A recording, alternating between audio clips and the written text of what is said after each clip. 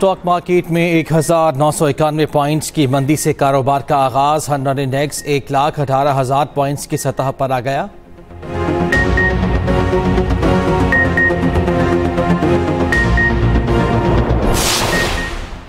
वज़ीर आज़म ने कौमी सलामती कमेटी का इजलास आज तलब कर लिया। ईरान पर अमरीकी हमले के बाद की सूरत हाल पर गौर किया जाएगा। फील्ड मार्शल और अमरीकी सदर में मुलाकात पर भी गुफ्तगू होगी।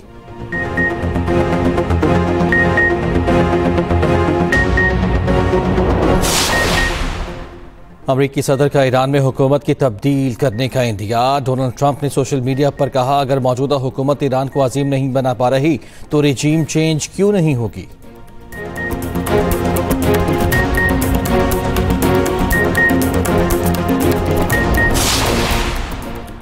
सलामती काउंसिल का हंगामी इजलास। मशरिक़ वस्ता में गैर मशरूत जंगबंदी का मुतालबा। पाकिस्तान, चीन और रूस ने करारदाद जमा कराई।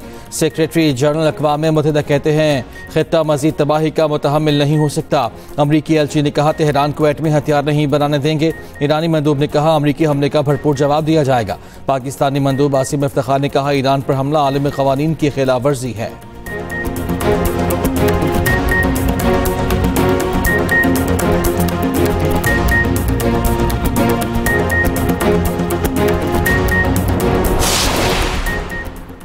ईरान ने तल अबीब, हैफा और दीगर इलाकों पर खैबर मिसाइल दाग दिए। कई इमारतें मलबे का ढेर। इसराइल के भी जवाबी हमले। ईरानी मिसाइल लॉन्चर्स और हथियारों की फैक्ट्री को निशाना बनाने का दावा।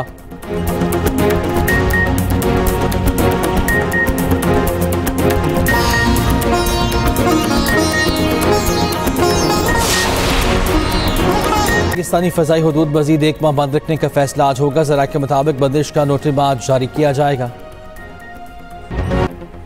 अमरीकी हमलों के बाद ईरान का इसराइल को भरपूर जवाब। तल अबीब, हैफा और दीगर इलाकों में खैबर मिसाइल दाग दिए।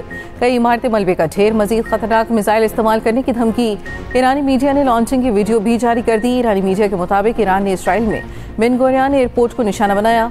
Israeli sport basis, command and control centres, biological research centres को निशाना बनाने का दावा। हमले लॉन्ग रेंज मिसाइलों की मदद से किए गए। हमलों में 24 इसराइली हलाक, 1213 जख्मी। 16 की हालत तशवीशनाक। इसराइल के भी जवाबी हमले। ईरानी मिसाइल लॉन्चर्स और F-5 तैयारे, हथियारों की फैक्ट्री को निशाना बनाने का दावा। ईरानी मीडिया के मुताबिक इसराइली हमलों में 9 सिक्योरिटी एहलकार शहीद हुए। उधर तेहरान में अमरीका और इसराइल के हमले के खिलाफ एहतजाज। हजारों अफराद की शिरकत। सदर मसूद पेज़ेश्कियान की रैली में शरीक हुए। ईरान पर अमरीकी हमलों के बाद मशरिक़ वस्ता में कशीदगी। सऊदी वली अहद के खलीज ताउन कौंसिल के रहनुमाओं से राब्ते। मशरिक़ वस्ता के अमन और सलामती को दरपेश खतरात पर गुफ्तगू। शहजादा मोहम्मद बिन सलमान का UAE, बहरीन, कुवैत के सरबराह से राब्ता। सऊदी वली अहद ने कतर और ओमान के सरबराहान को टेलीफोन किया। मजीद कशीदगी से बचने के लिए सिफारती ज़राए के इस्तेमाल पर जोर दिया गया। सऊदी वली अहद ने इटली के वज़ीर आज़म और फ्रांस के सदर से भी राब्ता किया।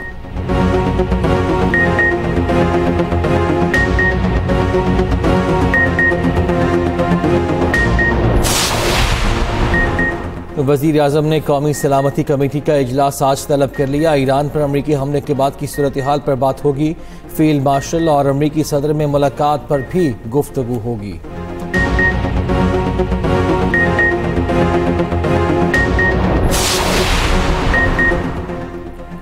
इसराइल के नाकाबिले तस्खीर होने का तासुर अब ज़मीं बोस हो चुका। गजा खंडरात की सूरत में भी सीना ताने खड़ा है। वज़ीर दिफा ख्वाजा आसिफ का एक्स पर पैगाम। कहा, आधी सदी तक पाबंदियों का शिकार रहने वाला ईरान आज भी नाकाबिले तस्खीर है। अमरीका ने ईरान को ज़ेर करने के लिए सेहूनी फौजी ताकत का साथ दिया।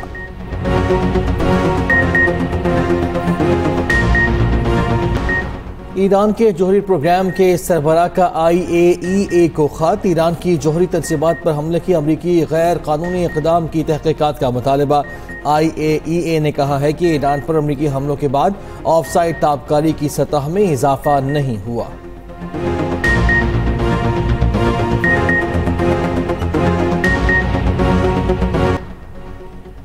अमरीका ने ईरान की जौहरी तंसीबात पर हमलों के लिए GBU-57 बंकर बस्टर बम इस्तेमाल किए।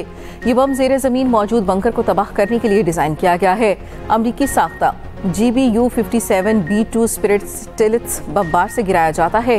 ये अपने वजन के इस्तेमाल करके 200 फुट गहराई तक जाकर धमाका करता है।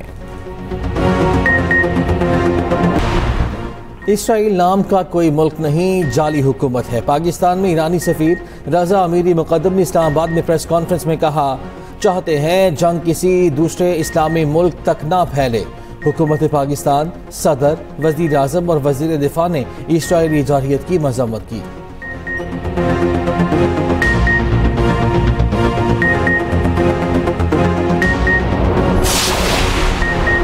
NPT और CTBT जोहरी तजर्बात पर पाबंदी का आलमी मुआहदा है। दोनों जोहरी हथियारों से मुतालिक हैं, लेकिन इनके मकासद मुख्तलिफ हैं। NPT का मकसद जोहरी हथियारों के फैलाव को रोकना है। CTBT खास तौर पर हर किस्म के जोहरी धमाकों पर पाबंदी पर तवज्जो देता है।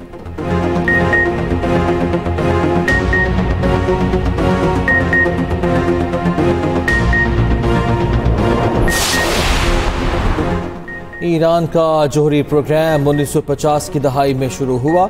1990 की दहाई में आलमी बरादरी को शुबा हुआ कि ईरान खुफिया तौर पर जोहरी हथियार बनाने की कोशिश कर रहा है। IAEA ने 2003 में पहला मुआयना किया, जिसमें ईरान की जोहरी सरगर्मियों का इंकशाफ हुआ। IAEA ने 2021 से 2025 के दौरान शुकूक जाहिर करते हुए ईरान के अदम ताउन की शिकायत की। तफसीलात के लिए बुलेटिन में खुसूसी रिपोर्ट शामिल। आबनाए हुर्मुज़ एशिया, यूरोप, शुमाली अमरीका को ईंधन पहुंचाने का हम रास्ता। आबनाए हुर्मुज़ ईरान और ओमान की सरहद के दरमियान मौजूद है। ये रास्ता एक मुकाम पर सिर्फ 33 किलोमीटर चौड़ा है। आबनाए हुर्मुज़ बंद होने से दुनिया पर क्या असरात हो सकते हैं, तफसीली रिपोर्ट इसी बुलेटिन में शामिल।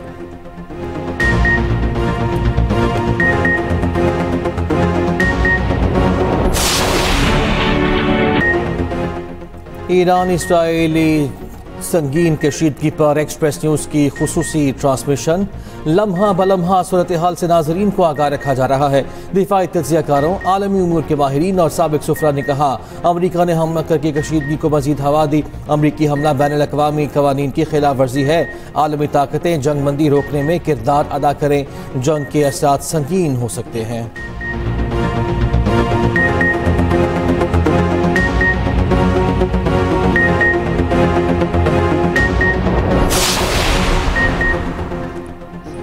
जंगी हालात में इस्तेमाल होने वाला तैयारा डूम्सडे तैयारा बड़े पैमाने पर तबाही की सूरत में अहम हुकूमती रहनुमाओं और फौजी क़यादत को महफूज रखने, कमांड और कंट्रोल जारी रखने के लिए इस्तेमाल होते हैं, जो फ़िज़ा में 150 घंटे यानी तकरीबन 6 रोज़ तक मुसलसल परवाज कर सकता है।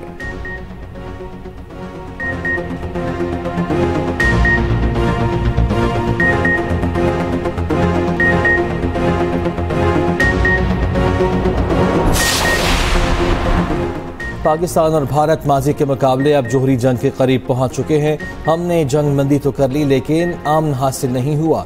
चेयरमैन पीपल्स पार्टी बिलावल भुट्टो ज़रदारी का संडे टाइम्स को इंटरव्यू कहा, खित्ते की सूरत हाल इंतहाई ख़तरनाक होती जा रही है।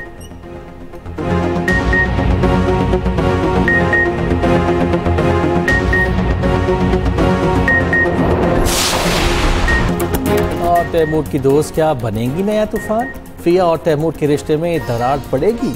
एक्सप्रेस एंटरटेनमेंट के ड्रामा पैराडाइज में आगे क्या है होने वाला, देखिए हर पीर और मंगल की रात 8 बजे सिर्फ एक्सप्रेस एंटरटेनमेंट पर।